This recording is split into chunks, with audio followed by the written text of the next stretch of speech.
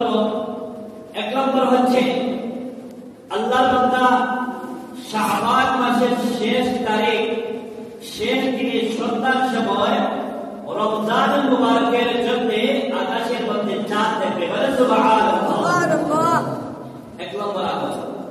দুই নম্বর আমল হচ্ছে চাঁদ দেখার পরে রমজানের প্রথম তারিখ সন্ধ্যার সময় চাঁদ দেখার পরে নির্ধারিত একটা দোয়া পাঠ করা সুন্নাত। সুবহানাল্লাহ।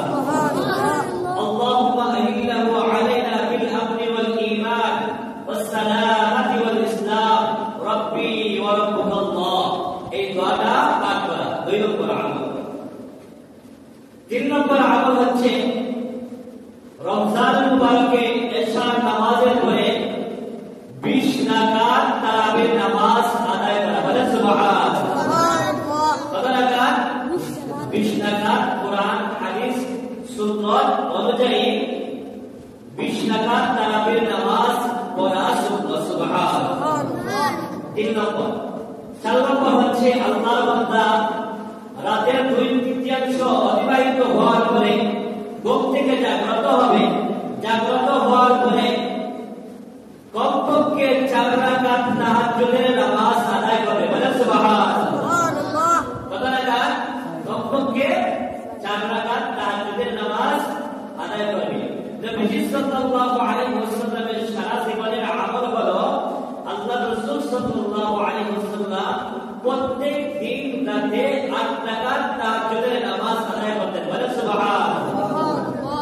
শুধু রমজানে নয়, পুরা বছরে প্রত্যেক রাতে তাহাজ্জুদের 8 রাকাত নামাজ আদায় করতেন। সুবহানাল্লাহ। তাহলে 4 নম্বর আমল হলো আল্লাহর বান্দা রাতে সেহরি খাওয়ার জন্য আগে তাড়াতাড়ি ঘুম থেকে জাগ্রত হবে, ওযু করবে, ওযু করে কমপক্ষে 2 রাকাত করে 4 রাকাত নামাজ আদায় করবে। 6 রাকাত, 8 রাকাত, 10 রাকাত, 12 রাকাত পর্যন্ত পড়া যায়। 4 নম্বর আমল।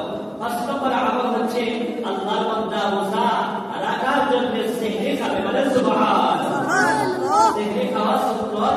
এই সেহরি খাওয়ার মধ্যে আল্লাহ তাআলা সওয়াব দান করেন। সুবহানাল্লাহ। আপনি আমি রোজা রাখি, রোজা রাখার জন্য সেহরি খাবো, শরীরের মধ্যে শক্তি পাওয়ার জন্য সেহরি খাবো। এই সেহরি খাওয়ার মধ্যে আল্লাহ তাআলা মুমিন মুসলমানকে সওয়াব দান করবেন। সুবহানাল্লাহ। 7 নম্বর হচ্ছে ফজরের নামাজ আদায় করবে। অনেকে সেহরি খাওয়ার পরে ঘুমায় যান, ফজরের নামাজ আদায় করেন। ফজরের ফরজ নামাজ আদায় করা প্রত্যেক মুমিন মুসলমান ফরজানি সকলের উপরে ফরজ। ফজরের নামাজ আদায় করা 6 নম্বর। 7 নম্বর হচ্ছে ফজরের নামাজের পরে আল্লাহর কালাম কোরআন শরীফ তিলাওয়াত করা। বলে সুবহানাল্লাহ।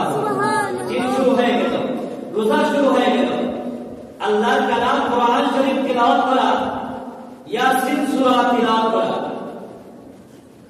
ইয়াসিন সূরা তিলাওয়াত করা 7 নম্বর। 8 নম্বর হচ্ছে রমজানুল মুবারকের দিনের মধ্যে ফরজ রোজা আদায় করা, রাখা। বলে সুবহানাল্লাহ।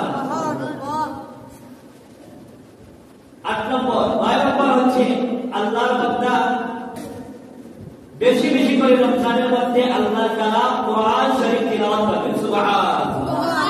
রমজান মুবারক কোরআন শরীফ নাযিল হওয়ার মাস। এই কোরআন শরীফ আল্লাহর বান্দা রমজানের মধ্যে বেশি বেশি করে তিলাওয়াত করবে। 9 নম্বর।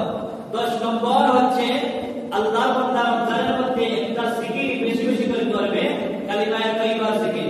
লা ইলাহা ইল্লাল্লাহ, লা ইলাহা ইল্লাল্লাহ, লা ইলাহা ইল্লাল্লাহ, মুহাম্মাদুর রাসূলুল্লাহ সাল্লাল্লাহু আলাইহি ওয়াসাল্লাম। তাহলে দিনের মধ্যে রাতের মধ্যে 10 নম্বর আমল হচ্ছে বেশি বেশি করে কালিমা তাইয়্যিবা জিকির করা।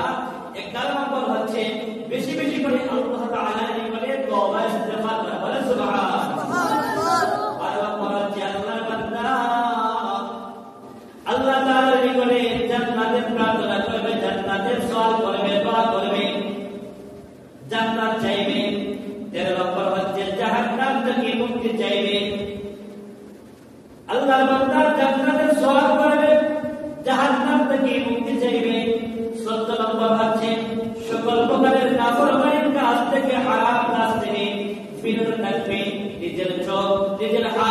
নিজের জবান নিজের জিহ্বা সবকিছু হারাম যত বিষয় আছে যত কাজ আছে যত কর্ম আছে সকল প্রকারের হারাম থেকে নাফরমানি থেকে আল্লাহর প্রিয় বান্দা বান্দিগণ মুক্তি থাকবে বেঁচে থাকবে বলেন সুবহানাল্লাহ। 17 নম্বর 15 নম্বর ইফতারের সময় মাগরিবের আগে ইফতারের সময় আল্লাহর বান্দা ইফতার সামনে গিয়ে আল্লাহ তাআলার নিকটে দোয়া করবে বলেন সুবহানাল্লাহ। আল্লাহর বান্দা ইফতার সামনে গিয়ে আল্লাহ তাআলার নিকটে যে দোয়া করবে সেই দোয়া মহান রব্বুল আলামিন কবুল করে আল্লাহর বান্দাকে দুনিয়াতে আখিরাতের সকল ভালাই দান করেন সুবহানাল্লাহ।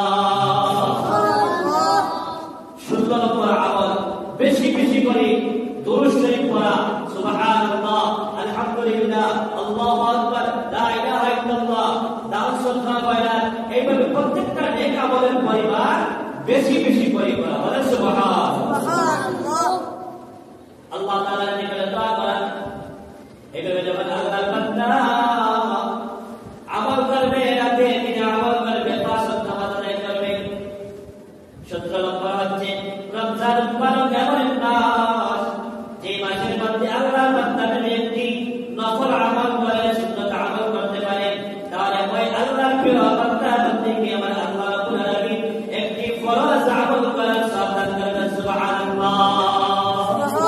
আল্লাহর বান্দা যে কোনো ফরজ আমল একটি করতে পারে যেমন ফজরের নামাজ ফরজ আদায় করা, জোহরের নামাজ আদায় করা ফরজ, আসরের নামাজ আদায় করা ফরজ, তাহাজ্জুদ নামাজ আদায় করা ফরজ, রোজা আদায় করা ফরজ। এইভাবে প্রত্যেকটা ফরজ আদায় করবে, একটি ফরজ আদায় করবে আমার আল্লাহ ওই প্রিয় বান্দা বান্দিকে কমপক্ষে 70টি ফরজ আদায় করার সাবধান করবেন সুবহানাল্লাহ।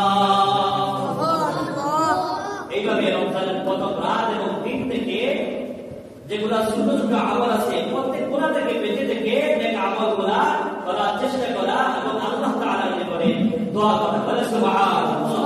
আল্লাহ তাআলা আমাদের সবাইকে রমজানের প্রথম রাত থেকে পুরা রমজান মুবারক রাত দিন আল্লাহ তাআলাকে খুশি করার জন্য সন্তুষ্ট করার জন্য নামাজ রোজা তিলাওয়াত জিকির আজকার তওবা ইস্তিগফার দুরূদ শরীফ দান সদকা বয়ান করা সকল প্রকারের গুনাহ থেকে বেঁচে থাকার তৌফিক দান করুন আল্লাহুম্মা আমিন। কারণ এই মাসে যদি আপনি আগে গুনাহ মাফ করাইতে না পারেন জান্নাতি না হইতে পারে